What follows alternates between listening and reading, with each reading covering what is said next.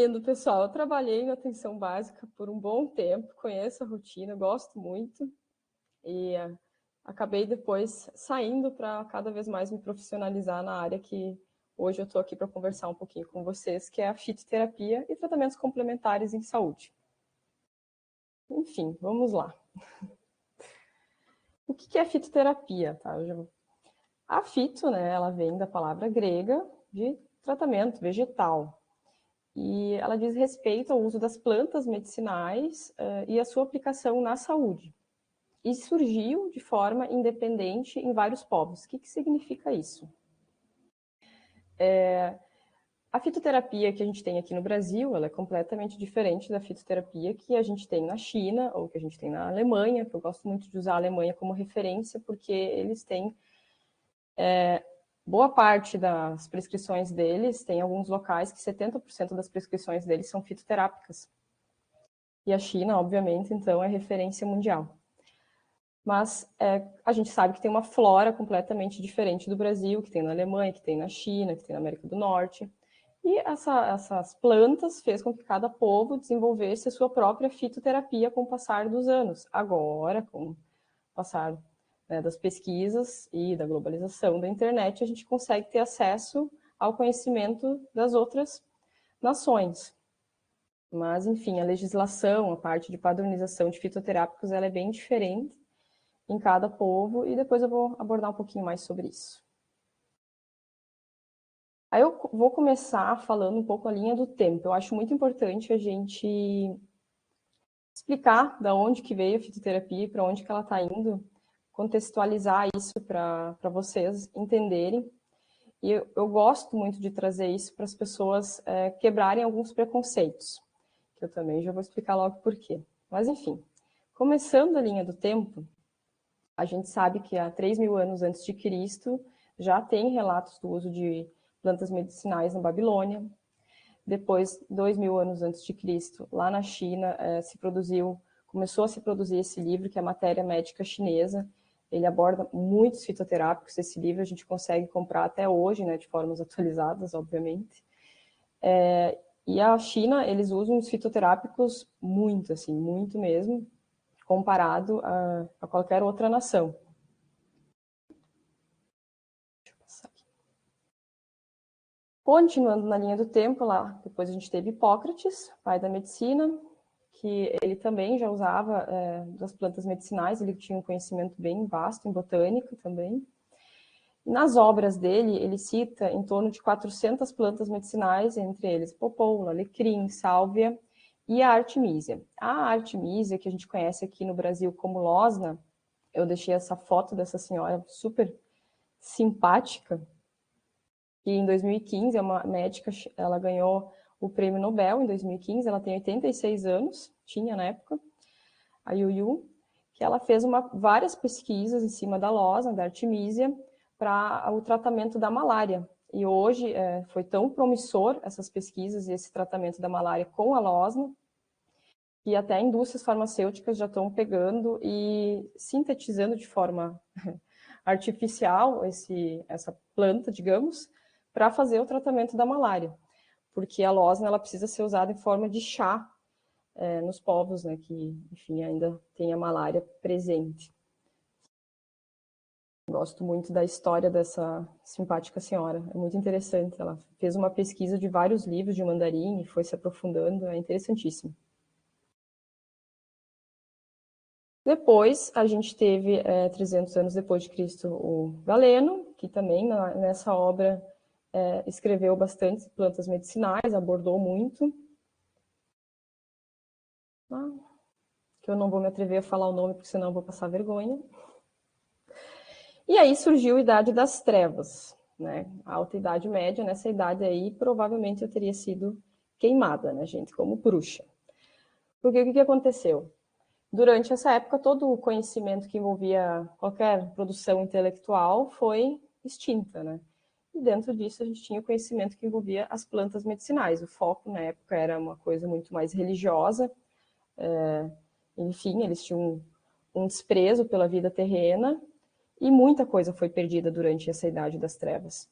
E boa parte do que se resgatou foi graças aos monges budistas, e eles que guardaram muitos livros, e, enfim, dentro dos templos, que não foi queimado, porque o resto, na Europa, a gente sabe o que aconteceu, como é que foi a história durante a Alta Idade Média e o que aconteceu com o conhecimento de forma geral.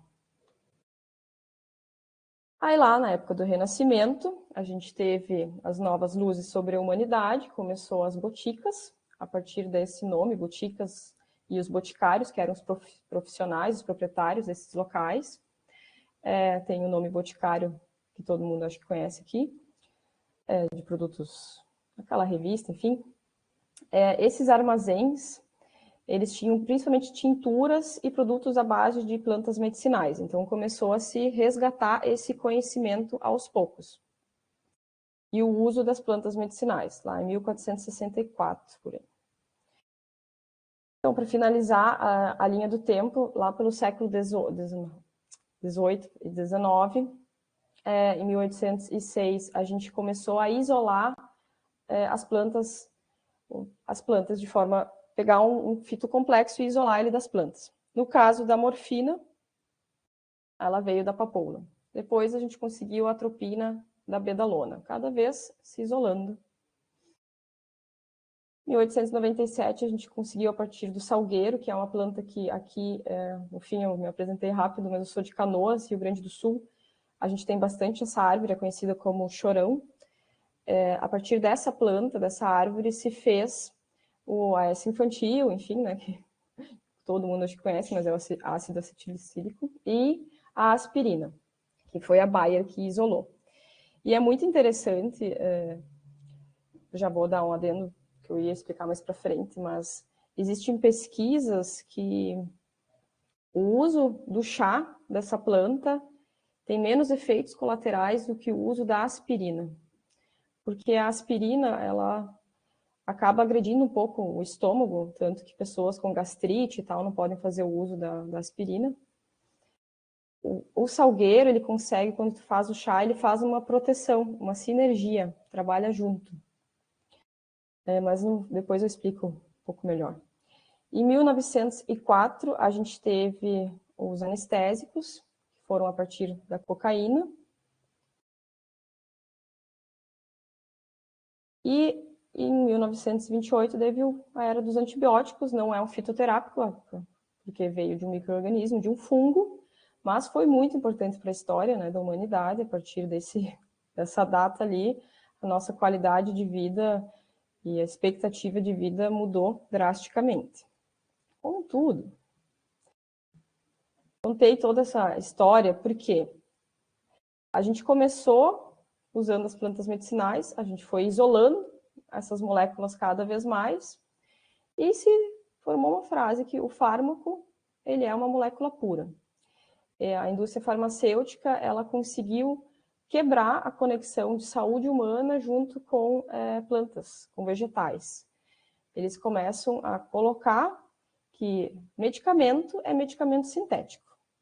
O medicamento que vem de um vegetal já não tem qualidade ou não tem serventia, apenas se ele for completamente isolado. E isso já não foi muito legal, não foi muito bacana, porque daí na fitoterapia a gente teve o quê? Que fitoterapia é coisa de curandeiro, que é charlatão, que são práticas muito primárias, que é uma cilada, que é misticismo. Agora tem a fitoenergia também, que o pessoal está estudando, e tem umas coisas bem interessantes sendo discutidas, e o pessoal acha que é misticismo. E o mais interessante de tudo, que fitoterapia é medicina para quem não tem acesso à medicina, que é o quê? Medicina de pobre. Foi isso que foi colocado na cabeça por muitos e muitos anos, de forma singela, digamos assim, e se tu conversa com as pessoas, com os usuários e com muitos profissionais, tu acaba verificando que realmente as pessoas acreditam nisso. O que é muito triste, porque charlatão a gente tem em tudo que é área, realmente, dentro da fitoterapia. Eu trabalho com redes sociais também, meu Instagram, então eu recebo muitos propagandas, enfim, de outros profissionais E eu vejo que é triste o que as pessoas fazem com a fitoterapia, vendendo aquela coisa sensacionalista, que tu vai tomar um chá de losna e tu vai curar qualquer coisa, né? Não é bem assim, a gente sabe que existem indicações específicas. Mas charlatão a gente tem em tudo que é área, e a pandemia provou isso bastante para nós. Como, por exemplo, soro para imunidade e companhia limitada. Só que, enfim, o que eu quero focar aqui? Que quando eu recebo, quando eu começo a trabalhar, conversar com outros profissionais, muitos falam para mim, mas fitoterapia tem evidência, funciona, porque isso está muito dentro da cabeça das pessoas. E eu vou explicar mais um motivo. Na linha do tempo do Brasil, os nossos profissionais, muito poucos, eu, inclusive, não tive nada de fitoterapia durante toda a minha faculdade, toda a graduação, nenhuma cadeira de fito. A gente tem a Farmacopeia Brasileira, que é um livro importantíssimo dentro dessa área. Em 1926, a gente tinha 270 plantas ali, com as suas indicações, suas formas de uso, e todo ano, em 1954, isso diminuiu para 200, 1976 para 50, até que chegou em 1988, quase que acabaram com um livro falando que as plantas medicinais não tinham mais nenhum tipo de indicação.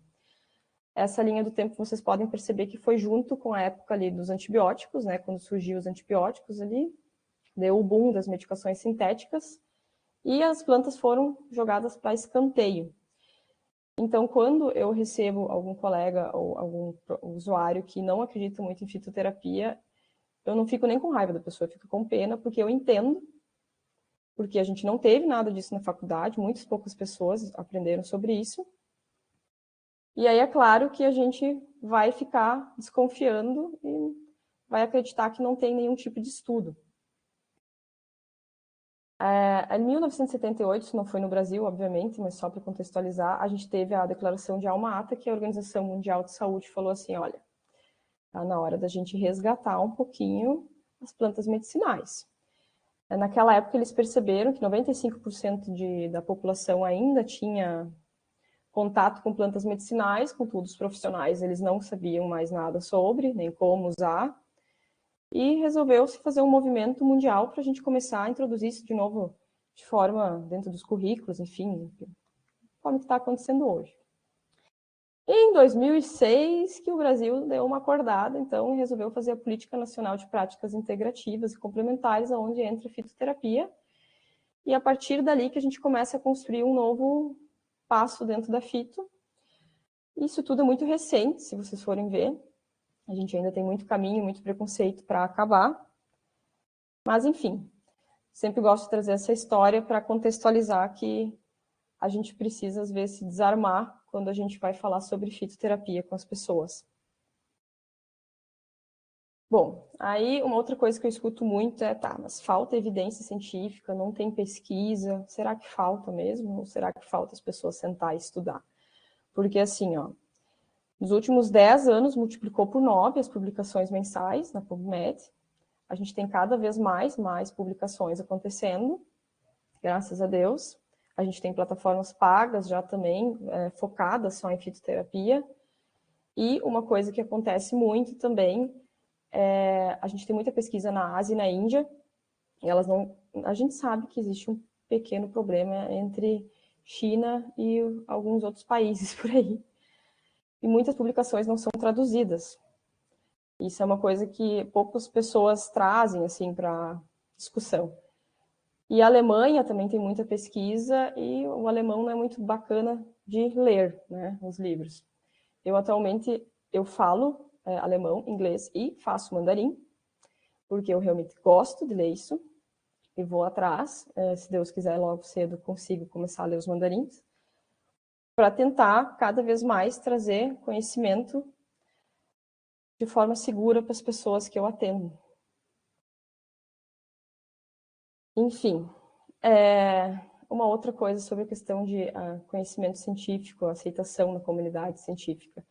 Essa frase aqui vocês devem conhecer, que é falta de evidência, ou seja, não ter estudos falando que é bom nem ruim, não é a mesma coisa que evidência de ausência. Ou seja, estudos falando que não tem efeito. Por que eu estou falando isso? Porque uma coisa que é desvalorizada bastante dentro da fitoterapia é o conhecimento popular. A gente que trabalha na atenção primária, né, a gente sabe que os usuários fazem uso de fitoterápicos, de chás, cada vez mais e de forma, às vezes, até um pouco descontrolada agora com a internet. Eu tenho um público... No SUS, eu atendo um público idoso e eles usam muitos fitoterápicos, que eles olham vídeos no YouTube, né? E algumas pessoas falam, nossa, mas eu melhorei muito com aquilo ali, eu tô me sentindo melhor, não sei o quê. Aí tem o lado bom e tem o lado ruim de usar muita coisa, né? Às vezes não faz bem. Mas o conhecimento popular, ele precisa ser valorizado também. E é uma coisa que a gente desvaloriza. E também tem o interesse, por que não acontece tanta pesquisa como deveria ter acontecido há muitos anos com plantas medicinais? Por motivos bem óbvios, né? Todo mundo tem uma planta medicinal em casa, praticamente todo mundo tem, e seria muito mais barato a gente ir lá no nosso, colher nossa planta e fazer o chá do que comprar uma medicação. Mas, enfim, os viés de interesses que acontecem nas pesquisas. Sobre falta de legislação, e isso eu concordo. Realmente, a legislação falta. Por quê? A gente tem, como eu falei, dentro de cada povo, a fitoterapia foi surgindo de uma maneira diferente. A gente tem plantas diferentes, a gente tem culturas diferentes, então tem uma falta de legislação. As nações, os continentes, cada um regulariza aquilo ali de uma forma diferente. Eu sempre gosto de falar, a Alemanha tem uma regularização muito interessante, a gente está caminhando para o mesmo caminho, estamos ficando muito parecidos, graças a Deus.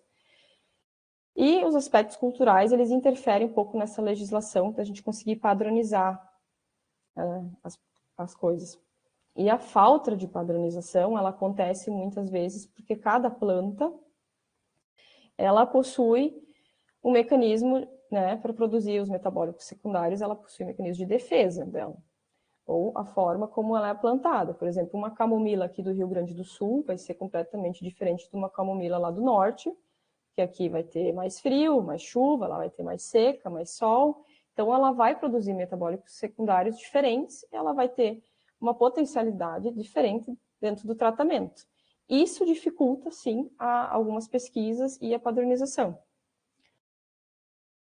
Mas também não dá para desvalorizar a camomila só por causa disso. Enfim, o metabolismo vegetal, a gente tem a primário, que é a parte mais de macromoléculas, que lipídios, proteínas, carboidratos, essa parte é dos nutricionistas, e o metabolismo secundário, que são os fitocomplexos, que é a partir dali que a planta vai trabalhar dentro do nosso corpo, ter um mecanismo de ação muito parecido com alguns medicamentos, inclusive. Por exemplo, flavonoides, monoterpenos. Conforme ela vai se adaptando, é que nem um terroir de um vinho. Um vinho daqui é muito diferente de um vinho da França. O sabor, o gosto, o aroma. A planta também vai ter isso de uma forma diferente. E é esses metabólicos secundários que vão garantir isso. Aonde que a gente encontra referências confiáveis? A gente tem o caderno de atenção primária número 31, que ele conta bastante, é bem interessante ler ele para entender melhor essa história das políticas nacionais, enfim, de fitoterapia, de práticas mais complementares. Mas eu vou ser bem sincera que para a leitura dos fitoterápicos em si, a gente tem algumas coisas um pouco mais atualizadas. Eu vou passar aqui. A gente tem o memento fitoterápico, que já ajuda ali os profissionais a prescrever os fitoterápicos. E tem esse aqui que eu sou fã, atualizado desde 2021, que é a Farmacopeia Brasileira, que eu acho que eu poderia trazer inúmeros livros aqui, mas resolvi trazer os gratuitos. É o pontapé inicial para quem tem interesse em fitoterapia e começar a ler sobre o assunto, esse livro. Falando agora um pouco das apresentações fitoterápicas, eu poderia trazer várias, eu vou trazer mais algumas curiosidades e os que a gente usa mais na atenção primária, que são chás, pomadas, tinturas, xaropes, extrato seco, e explicar um pouquinho sobre cada um e dar alguns exemplos para vocês. Chá funciona? É uma coisa que eu escuto bastante. Eu sou sommelier em chás. Eu comecei a parte de fitoterapia na minha vida, não foi nem dentro procurando a cura da planta medicinal, e sim aprendendo a beber chá. Parte sommelier gastronômica mesmo. E aí muitas pessoas, mas isso funciona? Isso tem resultado? Tem, gente, tem. Na verdade, lembra antes quando eu falei do salgueiro, do chá do salgueiro, que tem pesquisas que falam que ele é muito melhor às vezes do que a própria aspirina? Então, porque a planta ela trabalha de forma sinérgica. Aquilo que foi feito de isolar os fármacos, né, de pegar a planta e ficar isolando o princípio ativo, foi interessante, a gente conseguiu, obviamente, muitas coisas com isso, mas a gente já sabe que, às vezes, o isolar não é tão bom para algumas plantas. Uma delas é a cúrcuma, que tem princípios ativos que eles tentaram isolar da cúrcuma, depois eles desistiram e pensaram, não, deixa a cúrcuma do jeito mais natural, que ela é bem difícil, né, de ser absorvida, quanto mais isolada, pior fica. Mas, enfim, ou seja, o chá às vezes funciona melhor do que tu comprar um extrato seco de alguma planta, porque ela consegue se complementar, a planta já vai trazer o que tu precisa, talvez para tua dor, e também já vai evitar que tu tenha um efeito colateral, ela se completa. Mas, para o chá funcionar, a gente tem alguns macetes. O primeiro é a qualidade da planta, a gente saber que aquela planta foi colhida na época certa, tem isso, porque dependendo da época que tu vai colher, tu não vai pegar os fitocomplexos. Uma quantidade da planta adequada, eu vou pegar de exemplo aqui o chá de saquinho, tá? O chá de saquinho não funciona, ele é bom, ele é palatável, é interessante para a gente usar de vez em quando, mas de forma fitoterápica, infelizmente, não tem nada ali dentro, porque ele tem em torno de 1 a 1,6 grama. A gente precisa de aproximadamente 3 gramas, a maioria das pesquisas com chá foi em 3 gramas de planta seca. A gente chama o chá de saquinho de dust. O que é isso? É um chá muito moído. Então, quando a gente moe muito aquela planta, ela oxida muito rápido, ela vai acabar perdendo a propriedade fitoterápica dela. Uma quantidade muito pequena, uma planta oxidada, o chá de saquinho não funciona. Não existe uma qualidade de planta ali dentro. Plantas orgânicas vão ter muito mais metabólicos secundários, porque vamos pensar que a planta está lá no meio ambiente, vai chegar um bichinho para atacar a planta vai se proteger com os metabólicos. Essa proteção que a planta faz contra os ataques, enfim, é o que a gente quer da planta dentro do nosso chá. Se a gente usar uma planta que não é orgânica, ela não precisou se defender no meio ambiente, ela vai ter menos fitocomplexos. Então, a gente precisa procurar uma planta orgânica, de preferência. Tempo de infusão e decocção. Isso varia muito de planta para planta. Vou pegar o exemplo do chá verde. O chá verde, a gente tem que fazer a infusão de 3 minutos. Acima de 3 minutos, vocês vão tirar muito tanino daquele chá, vai acabar prejudicando mais do que ajudando. E vai ficar amargo e astringente o chá verde. O chá de camomila, que eu usei como exemplo, precisa de 10 minutos de infusão. Completamente diferente. Então, isso muda muito. Não adianta eu pegar a camomila e deixar 3 minutos infusionando. Muito menos eu pegar um saquinho de chá de camomila e deixar 2, 3 minutos infusionando. Aí não vai ter só sabor. E, inclusive, hoje, a maioria dos saquinhos, vocês podem começar a olhar, quando vocês comprarem a caixinha, vai estar essência e aromatizante artificial. A gente ainda está ganhando de brinde agora sabor camomila, no caso. Eles estão colocando muitas essências. A gente tem cada vez mais, na verdade, aquele chá vermelho que a gente toma de saquinho, gosta de fazer drinks de gin. Tem bastante essência aromatizantes dentro. Então, o chá ele funciona, desde que seja uma planta de qualidade, uma quantidade adequada, que eu faça ou infusão ou eu ferva. Tem algumas plantas que eu preciso ferver, como, por exemplo, gengibre, anis estrelado, mulungo, são plantas que têm que ser fervidas. Tudo que é casca, raiz de árvore, ela precisa ser fervida. Flores, a gente faz infusão. É uma regra geral, com raras exceções. Aí agora só um exemplo da cúrcuma. Cúrcuma eu trouxe por quê de exemplo? Ela é uma planta que a gente está usando bastante. Tudo que é lugar eu vejo alguém indicando fazer o shot de cúrcuma, que é muito bom. A cúrcuma ela é excelente, né? A Índia inteira usa bastante. Atividade anti-inflamatória perfeita para essas indicações especificamente eu tirei da farmacopeia. Anti-inflamatória e para plenitude gástrica, digestão lenta, enfim. São as indicações padrão dela, mas a gente já tem vários estudos falando para diabetes, hipertensão, triglicerídeos, até para depressão. Já tem estudos com a cúrcuma. Mas, enfim, por que eu trouxe ela aqui? para mostrar que ela tem advertências bem sérias e que eu vejo o pessoal tomando shot. Eu falei antes dos meus idosos usando as coisas pela internet. É muito bom, porque o pessoal está usando, enfim, mas, infelizmente, vem os charlatões junto. Eles compram os extratos de cúrcuma, porque eles têm muita dor. Tem um, inclusive, que é em gotas, que custa R$ 178. É muito complicado, porque eu pego várias pessoas que caem nisso. Aí é o extrato de cúrcuma puro. A cúrcuma, para ser absorvida, ela precisa de piperita junto, lipossolúvel, preferencialmente usá-la junto com gordura. Aí me passam essas gotas para usar junto com a água, de preferência em shot, de manhã cedo, ou shotzinho do pó mesmo. O pó da cúrcuma, atualmente, a maioria vem misturado com amido de milho, porque é um tempero, então eles querem fazer render. Então, por que eu estou trazendo esse exemplo? Para mostrar que tem vários detalhes nas plantas medicinais que a gente precisa cuidar.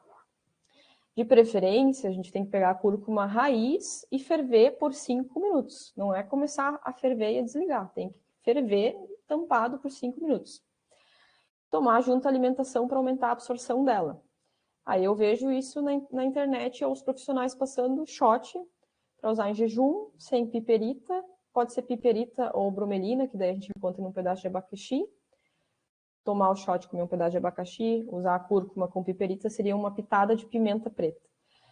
Aí não tomam esses cuidados, passam essa prescrição assim para as pessoas e não vai fazer efeito nenhum, obviamente, né? Não vai funcionar. Aí a fitoterapia vira coisa que não funciona. E, para piorar, ela tem contraindicações bem sérias, né? Portadores de cálculos biliares, hepatopatias, úlceras. Enfim, isso está dentro da farmacopeia. O que eu pego de pessoas tomando shot de cúrcuma, principalmente é que eu atendo muito idoso no SUS, com cálculo biliar, que, enfim, está aguardando cirurgia, alguma coisa assim, tá para entrar na história, né? Aí até tu desconstruir, ou falar para aquela pessoa que aqueles R$ 178 que ela comprou aquele produto não pode mais usar, é complicado. É um trabalho de formiguinha. Aí eu trouxe uma outra planta aqui, que é a melissa, porque todo mundo conhece, e para também chamar atenção para algumas coisas da melissa na questão do chá. Melissa, ansiedade, insônia, também para questões gastrointestinais, muito boa. A melissa já é infusão, é uma folha, a gente faz infusão dela. Toma 3 vezes ao dia. Só que olha que interessante. Melissa, toda inofensiva, né? Tranquilo tomar água de melissa, fazer tintura de melissa, chá de melissa. Não, para quem tem hipotireoidismo e glaucoma, não. Por quê? Ela tem o citral, que aumenta a pressão intraocular, então para quem tem glaucoma vai piorar, e ela vai diminuir mais ainda os hormônios tireoidianos. Então, ela vai piorar o hipotireoidismo. Aí eu vejo as pessoas usando fórmulas que compram na farmácia, com extrato de melissa, maracujá, né, passiflora, dentre outras coisas, quando eu vou investigar, principalmente mulher, hipotireoidismo. Temos que tirar a melissa. Trazendo alguns exemplos para chamar a atenção que a gente precisa sentar e estudar as plantas medicinais, porque senão vai estar falando besteira para os pacientes. Essa planta aqui, espinheira santa, outra coisa também. Essa planta, ela é, coitadinha, ela é muito desvalorizada, porque ela faz milagres, literalmente, para quem tem problema com o uso de omeprazol. Eu faço muito desmame de omeprazol com essa planta. E é a base do chá mesmo, não precisa passar nenhum fitoterápico. Ela alivia, né, os sintomas estomacais e trabalha como antiácido. O que a espinheira santa faz? Ela refaz a mucosa do estômago e tem alguns estudos ainda que defendem que ela trabalha com a E. coli, ajudando nisso também, na bactéria. Só que ela tem macetes para passar. Não é só passar o chá e tomar uma vez ou outra. Não, a espinheira santa a gente usa por 30 dias consecutivos. O que significa isso? Quando eu estava falando da camomila e da melissa, a gente faz estratégias terapêuticas. A gente usa 7 dias a mesma planta e troca. Ou faz pausa terapêutica de 3 dias. A espinheira santa não. Eu tenho que passá-la 30 dias. Uso 2 horas depois do almoço, 1 hora antes de dormir, preferencialmente, para quem quer fazer o desmame do omeprazol. E para quem tem muita azia e refluxo. Como eu falei, ela é uma planta muito desvalorizada, porque ela funciona muito, muito, até acho que de 10 pessoas que eu atendo, 9 eu consigo resolver a questão do omeprazol, pantoprazol, família dos prazóis ali. ou azia e o refluxo com a espinheira santa. Mas ela tem esses macetes. Tem que ser usada por 30 dias sem pausa.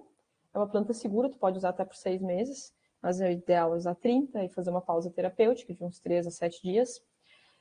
E usar 2 vezes ao dia depois do almoço.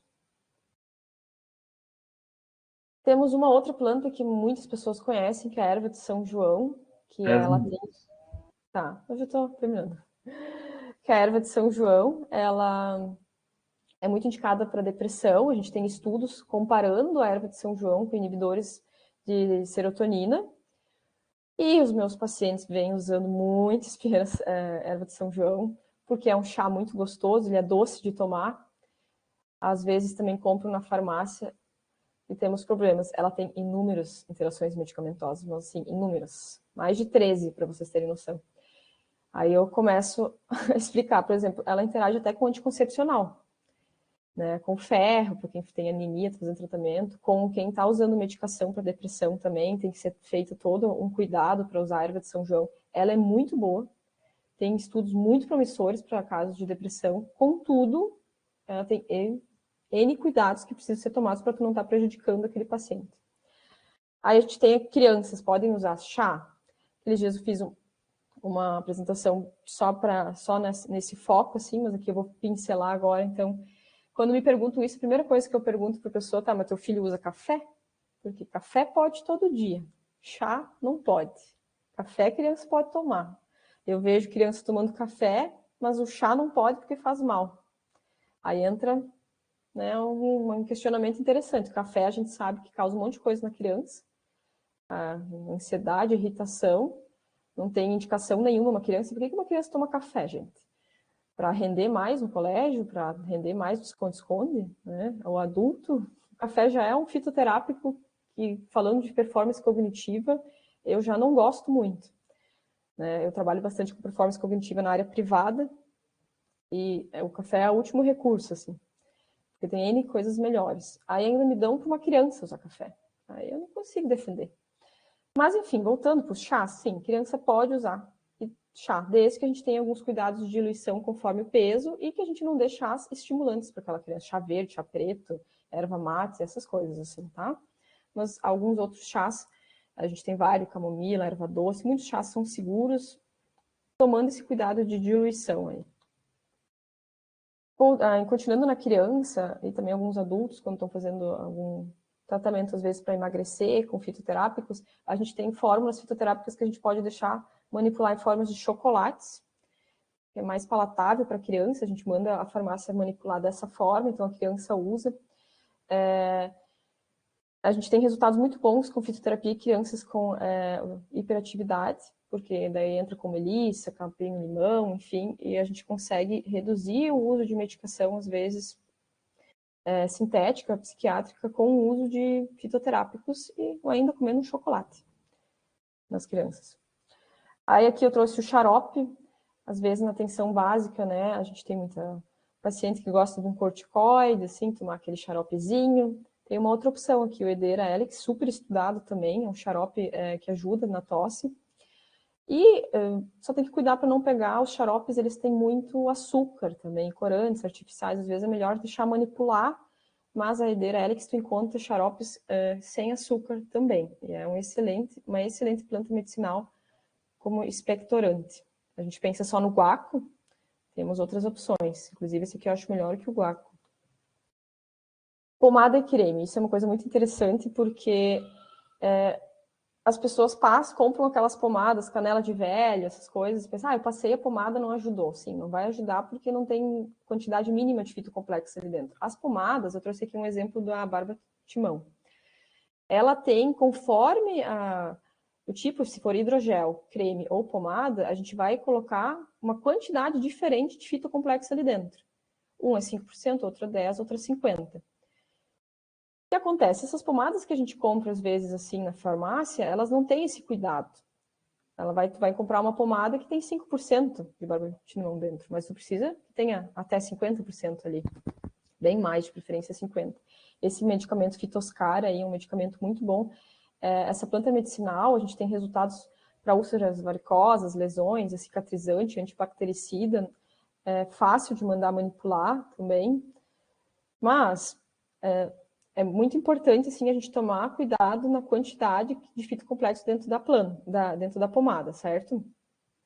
E até eu vou deixar aqui uma outra, o gengibre amargo. O Carlos Cleomir, desde 2009, está fazendo pesquisas com gengibre amargo para pés diabéticos. Sugiro vocês dar uma pesquisada, assim, é inacreditável o trabalho que eles estão fazendo. Inclusive, de forma bem acessível financeiramente a pomada, dá para deixar manipular. Às vezes a gente passa só coisas básicas para os nossos pacientes e tem aí várias coisas para pé diabético que a gente não tem conhecimento, assim. Enfim, o Carlos tem muita pesquisa boa, brasileiro, e é fácil de deixar manipular com gengibre amargo aqui no Brasil. Aí, para finalizar, então, os extratos secos, que são as cápsulas. Eu vou dar só um exemplo aqui para chamar a atenção. O que é as cápsulas? As cápsulas com o extrato da planta dentro. Aí as pessoas tomam e falam, não funciona. Uma bem famosinha, ginkgo biloba. O meu público idoso usa muito para tontura, zumbido. E o meu público jovem usa mais para, eu quero memória, quero estudar, quero, enfim, me concentrar mais nos concurseiros. O que acontece? Vão lá na farmácia, compram um ginkgo biloba, o extrato, usa, não faz efeito. A ginkgo biloba, ela, só para contextualizar, ela é neuroprotetora, diminui a viscosidade sanguínea e também leva mais nutrientes para o cérebro, resumindo, assim. Mas ela precisa, os estudos dela foram feitos em cima desse extrato ali, o IGB 761, que é um extrato padronizado. Né? Ele tem que ter no mínimo 22% de gingoflavonoides e no mínimo 5% de terpenolactonas. Quando a gente compra aquelas fórmulas na internet ou na farmácia, não vai ter isso. Não vai ter isso, e aí não vai funcionar. Aí as pessoas falam que a fito não funciona. Né? Aí compra só com flavonoides ali dentro, não vai dar certo. Então eu preciso, às vezes eu encontro fórmulas de ginkgo biloba com as folhas pulverizadas ali dentro, que ainda consegue ser tóxico, porque esse extrato específico da ginkgo biloba, esse extrato, ele é feito assim, para, nesse caso, tirar uma parte também que é um pouco tóxica da ginkgo biloba. Então, chama atenção aqui para os extratos secos. A gente tem N extratos secos, né? Por exemplo, a rhodiola rosa, que é conhecida como raiz de ouro, que é um adaptógeno perfeito para diminuição de estresse, ansiedade, enfim. Vejo muita gente agora, deu um boom na internet tomar rhodiola rosa, só que a rhodiola rosa tem que ser padronizada.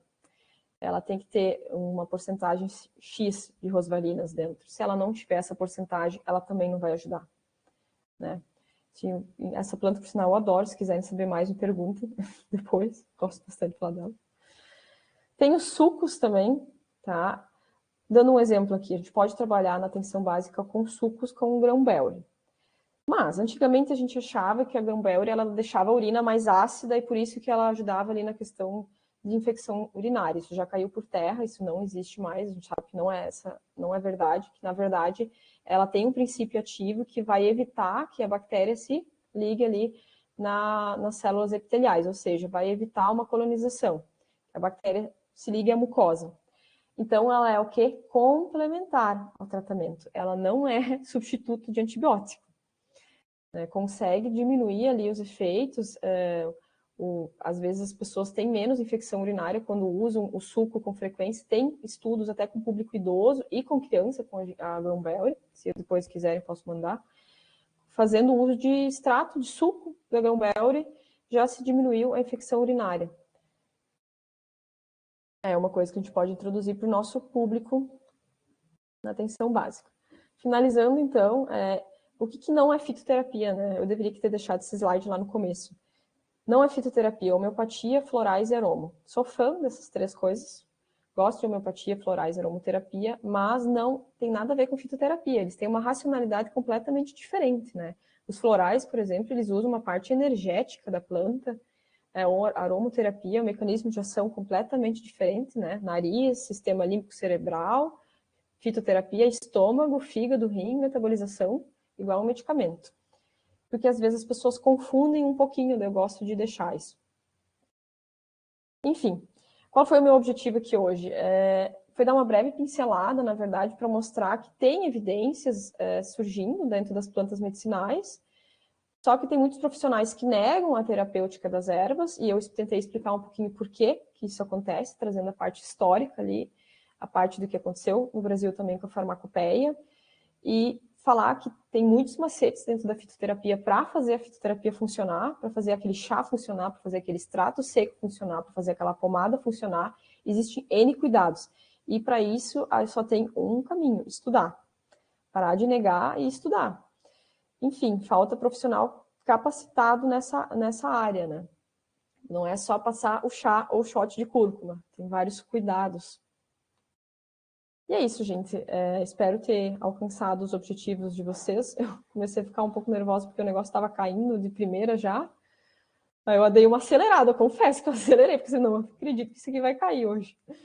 E é isso aqui, quem quer conhecer um pouco mais meu Instagram, ali eu apresento evidências, tem sempre estudo nas minhas publicações, né, da onde que eu tiro, se eu tiro daqui, se eu tiro da Ásia, da onde. E se alguém quiser algum artigo, alguma coisa, também mando depois. E é isso.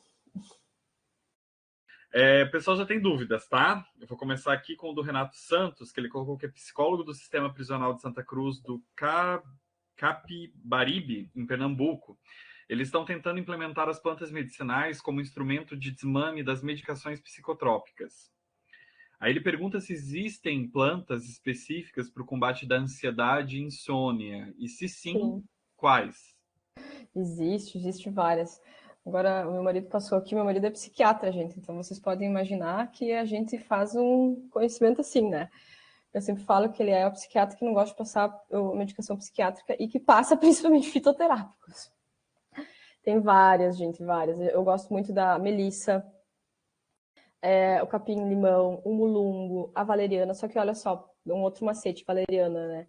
A gente precisa usar em torno de 8 semanas a valeriana para ela fazer efeito. Aí as pessoas usam a valeriana 2, 3 semanas, não faz efeito e param de usar. Né? Então, tem vários macetes também com a fitoterapia para ansiedade e insônia. Essa é uma parte que, teoricamente, eu gosto bastante, inclusive, trabalhar esses dois. A maioria dos meus pacientes do privado vem disso. Como que funciona? Assim, a gente faz estratégias, tá? Por exemplo, durante o dia, eu gosto de passar o extrato o chá de camomila, tá? Porque a camomila, ela vai ajudar a aumentar a produção de serotonina, que vai aumentar, que é precursora de melatonina. Então, tu faz uma estratégia de passar às 10, às 16, para a pessoa já ir preparando a produção de melatonina dela durante o dia. E à noite, tu entra com fitoterápico um pouco mais forte, concentrado, que seria, então, por exemplo, a melissa, o mulungo ou a valeriana, que eu gosto de passar. Eu falei da rhodiola, a rhodiola antes ali, ela é muito indicada para estresse, ela foi bem estudada, assim, porque foi usada para os astronautas russos, gente.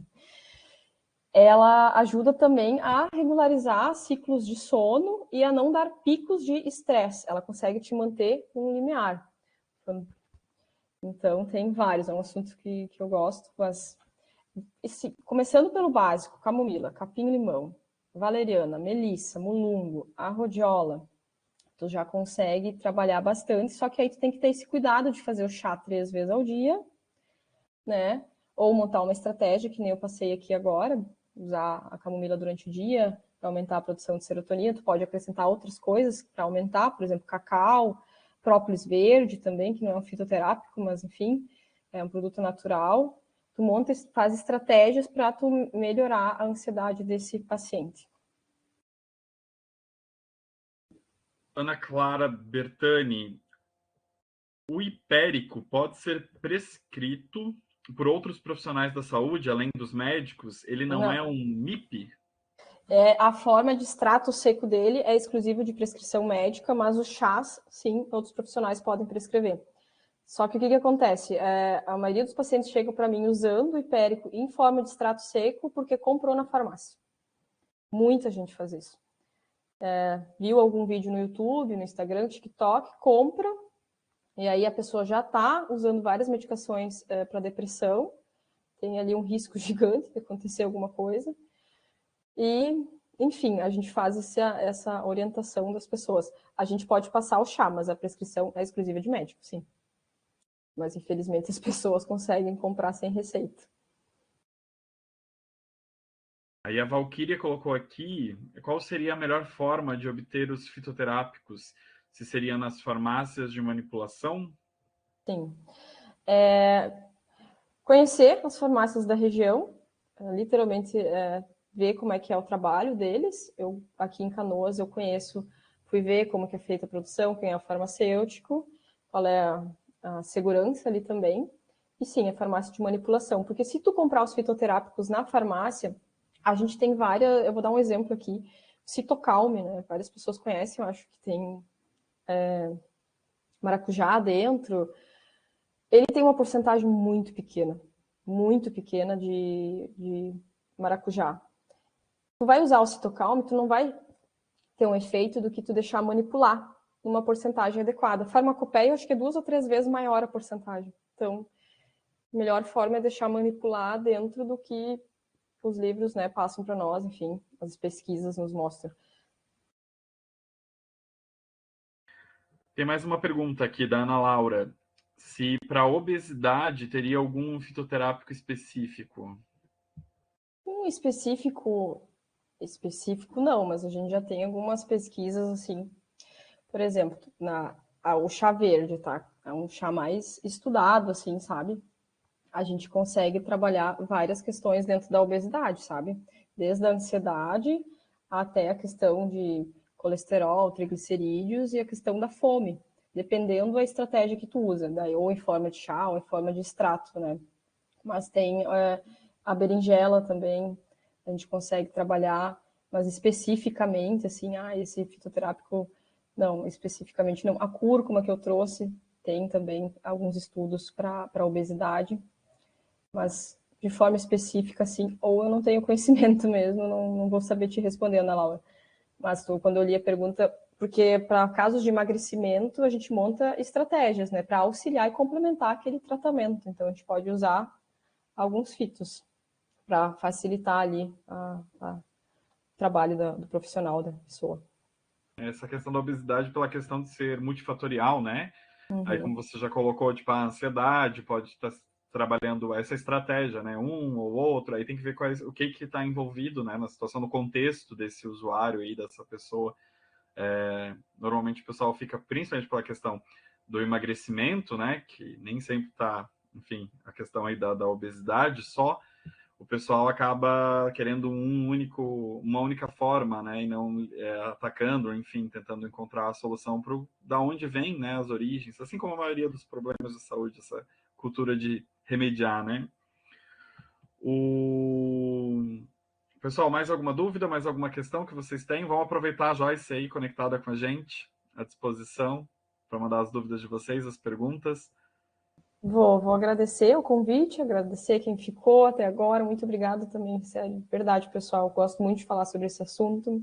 Espero que eu tenha alcançado os objetivos e plantado a sementinha da fitoterapia em todo mundo para buscar mais conhecimento. Muito obrigada mesmo e um bom restinho de semana aí para todo mundo. Desejo melhor para vocês. Obrigada, tá, pessoal?